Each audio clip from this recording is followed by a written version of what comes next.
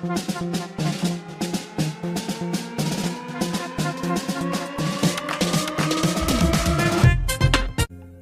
কি ভিন্দা রইছো কি লিখা তুমি?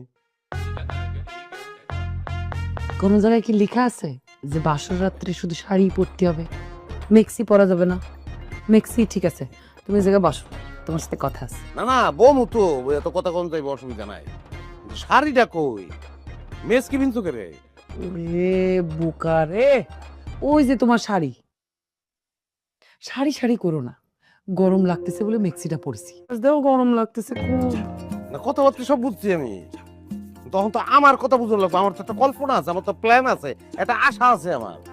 হ্যাঁ, আমি তো কত আশা করে আসছিলাম যে বাসর করে ঢুকে দেখবো লাল শাড়ি পিন্দা গোমটা দিয়ে আমার বউ বয়ে রয়েছে। আমি ঢুকনের লগে লগে দুধের গ্লাসটা আমার দিকে আউগাই দিল, আমি লয়ে একটা চুমুক দিলাম, গোমটাটা উঠাইলাম, বউ একটা মুসকি হাসি দিল। সব জানো তুমি মেসকি পিন্দাই থাকবা।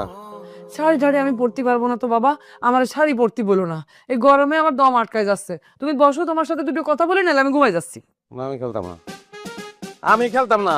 মেস কি পিন্দা বাসর কর, সরি, এটাই মানতাম না। হ্যাঁ, তুমি তোমার মেস কিলে থাও, আমি গেলাম গা। আসসালামু আলাইকুম। হার চিন্তা আমার খুঁজে পাইবে না, যেটা কইছি কথা কিন্তু এইটাই। আসো জান আসো, আমি পিনতেছি, এক্ষুনি পিনতেছি শাড়ি, আসো জান।